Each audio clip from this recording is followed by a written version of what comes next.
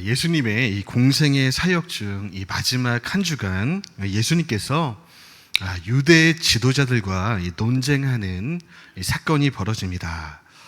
이때 그들에게 하신 비유의 말씀이 있는데요. 여러분이 잘 아시는 혼인잔치의 비유입니다. 하루는 어떤 왕이 아들의 혼인잔치를 성대하게 열고 신하들을 보내며 명령하는 거죠. 자, 이제 준비가 다 되었으니 미리 초대장을 보낸 그런 분들에게 오시라고 전하여라. 그래서 신하들이 가서 전하는데 그들은 들은 채도 하지 않고 사업하러 그리고 농사하러 가버립니다. 심지어 어떤 사람은 신하들을 괴롭히고 죽이기까지 합니다. 이 비유에서 왕은 하나님이시죠. 하나님은 이 구원 역사의 첫 시작으로 이 아브라함 자손을 택하십니다. 그러나 그들은 이내 타락하고 변절합니다. 선지자들을 보내어 이 경고해 보시지만 이 완악한 그들은 귀를 막고 대항합니다. 그러자 결국 이 외아들을 보내시어 회개를 촉구하시지만 그마저도 조롱하며 십자가에 못 박아 버립니다. 왕은 이들의 반응에 매우 분노합니다. 왕은 그들의 동네에 군대를 보내어 불살라 버리고 최초에는 초청하지 않았던 길가의 이방인들을 혼인잔치의 하객으로 초대하게 됩니다. 예수님은요, 이 비유를 통해 오늘날의 교회가 어떻게 생겨났는지를 설명해 주십니다.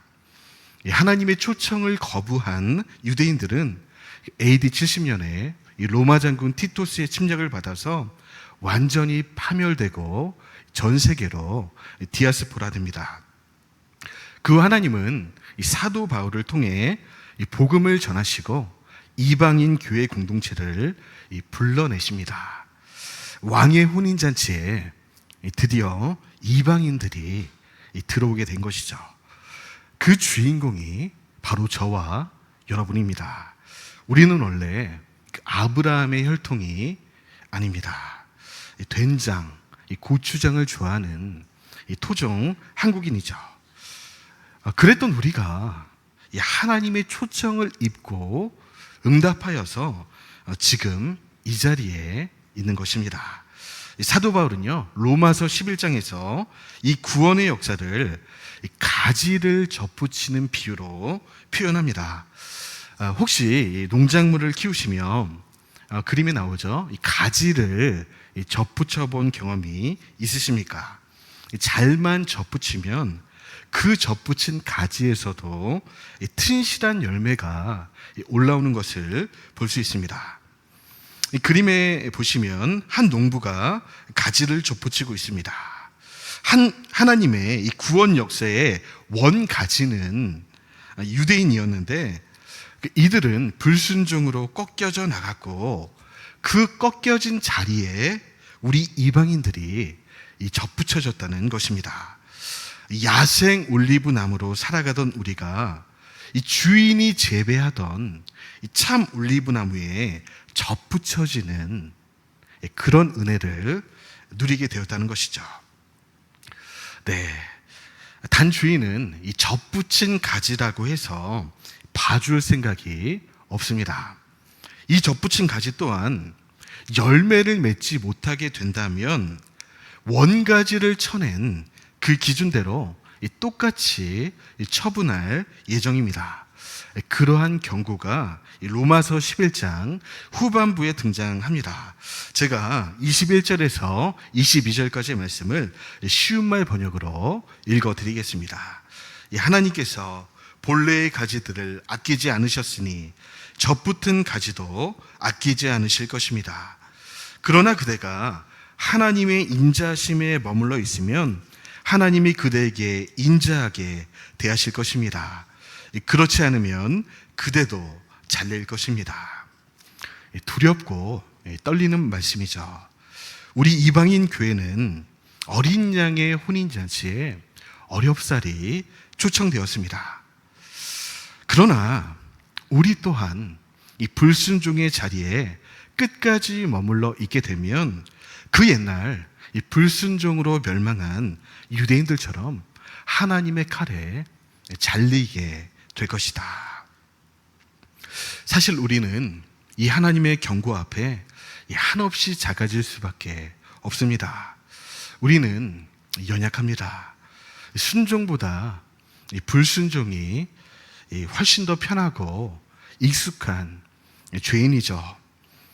작은 신앙의 이 결단조차 쉽사리 지켜내지 못하는 이 부족한 사람들입니다. 다행인 것은 주님께서 우리의 연약함을 이해하고 계십니다. 우리 주님은요, 상한 갈 때도 꺾지 않으시는 분이시죠. 하지만 그렇다고 해서 그 연약함의 자리에 계속 머물러 있어서는 안 됩니다. 그것은 우리를 부르신 이 하나님의 호의를 조롱하는 그런 시도입니다. 예수님은요, 상한 갈대라도 꺾지 않으신다고 하셨지, 이 상한 갈대를 기뻐하신다고 말씀하신 적이 없습니다. 상한 갈대는 반드시 일어나야만 합니다. 믿음의 눈을 들어 주를 바라보고 다시금 이 믿음의 경주를 시작해야만 합니다. 이 성경에서요, 이 믿음이라는 이 단어는 대부분 동사형으로 기록이 되어 있습니다. 동사 중에서도 현재 진행형입니다. 계속해서 진행하고 유지하고 전진해야만 하는 그런 성질의 단어인 것이죠. 고난 중에도 참는 것이 믿음입니다. 환난 중에도 주를 바라보는 것이 믿음입니다. 어려움 중에도 주님의 일하심을 기대하는 것이 믿음입니다. 그 나라에 가기까지 최선을 다해 믿음의 자리에 머물러 있는 것, 이것이 바로 저와 여러분을 향하신 하나님의 간절한 소원과 기대입니다. 이번 성경 학교 가운데 많은 은혜가 있었습니다. 아이들의 예배 태도가 달라지고 영과 진리로 예배한다는 것이 무엇인지 배우게 되었습니다. 주님께서는 우리의 작고 세세한 기도 제목까지도 세밀하게 응답해 주셨습니다. 다 말할 수 없는 그런 간증들이 넘쳐났습니다. 그런데 한편으로 제 마음속을 떠나지 않는 이 한마디 말씀, 그리고 문장이 있었습니다. 그것은 오늘 설교의 제목, 이 믿음에 머물러 있으라. 우리 다 같이 한번 따라해 볼까요? 이 믿음에 머물러 있으라. 이 문장이었습니다. 사실 이 말씀은요, 바울이 제1차 선교 여행 중에 이 제자들에게 간절히 호소한 권면입니다. 지금 이 제자들이 이 극심한 고난 중에 이 믿음의 길에서 이탈하고 있다는 그런 소식이 바울의 귀에 들린 것입니다. 바울은 이런 제자들을 향해 이 믿음에 머물러 있어야 한다, 그렇게 단호히 명령하는 것이죠. 오늘 본문 사도행전 14장 22절의 말씀인데요, 다 같이 한 목소리로 읽어보도록 하겠습니다. 시작. 제자들의 마음을 굳게 하여 이 믿음에 머물러 있으라 권하고, 또 우리가 하나님의 나라에 들어가려면. 아멘. 제가 이 본부교회에 부임한 이 첫 해에 승급한 아이들이 있습니다. 그들은 이미 대학생과 성인이 되어 사회 활동을 하는 중입니다. 이번 성경학교를 지나며 문득 그 친구들이 지금까지도 이 믿음에 머물러 있을까 궁금해졌습니다. 동시에 학창 시절에 저와 함께 신앙생활을 했던 친구들의 얼굴도 떠올랐습니다. 수련회에서 같이 은혜 받고 찬양하던 그런 친구들 대부분은 안타깝게도 이미 주를 떠난 지 오래되었고 믿음의 자리에서 이탈해 있는 상황이었습니다. 이 기막힌 현실을 목도하면서 저는 우리 소년부 친구, 우리 소년부 출신 청년들이 계속해서 이 믿음에 머물러 있을 것이란 그런 확신을 가질 수가 없었습니다. 또한 제 머릿속에 우리 교회 성도님들의 그 자녀들이 떠올랐습니다. 그들 중 일부는 현재 이 믿음에 머물러 있지 못한 채 방황하고 있는 중입니다. 이 문제는 사실 이 많은 성도님들의 기도 제목이기도 합니다. 하나님, 저는 어떻게든 이 믿음에 머물러 있지만 내 자녀들은 이 믿음에서 떠나간 지가 오래되었습니다. 다시 돌아올 것을 기도하고 있지만 이 복음을 전하기도, 이 말씀을 나누기도 너무나 어렵습니다. 이러다 영영 주를 떠나가는 것은 아닐지 두렵고 떨립니다. 지금도 창자가 끊어질 듯한 이런 고통 가운데 기도하는 분들이 계신 것을 저는 잘 알고 있습니다. 그 마음은요, 마치 내 동족이 구원받을 수 있다면 자신의 이름을 이 생명책에서 지워달라고 고백했던 이 모세의 심정과 크게 다르지 않을 것이라 생각됩니다. 저는 이 시간을 빌려 우리 주께서 주시는 한 가지 위로를 전하고 싶습니다. 지금까지 이 많은 환난 중에서도 이 믿음에 머물러 계신 우리 믿음의 부모님들 정말 수고가 많으셨습니다. 여러분의 잘못이 아닙니다. 이미 여러분은 최선을 다하고 계십니다. 우리의 부족함을 자책한다고 해결될 문제도 아닙니다. 저는 믿습니다. 우리 이 부모 세대가 이 믿음 안에 계속해서 머물러 있을 수만 있다면 우리 자녀들도 언젠가는 우리 부모의 믿음 안으로 들어오게 될 것입니다. 어린 자녀를 잃어버렸을 때 부모가 할 일은요, 이곳저곳을 돌아다니는 것이 아닙니다. 아이를 잃어버렸던 바로 그 자리에 서 있는 것입니다. 이것이 아이를 찾을 수 있는 유일한 길입니다. 우리만 넘어지지 않으면 됩니다. 우리가 믿음의 자리에서 떠나지 않으면 우리 자녀들은 반드시 그 자리를 찾아올 것입니다.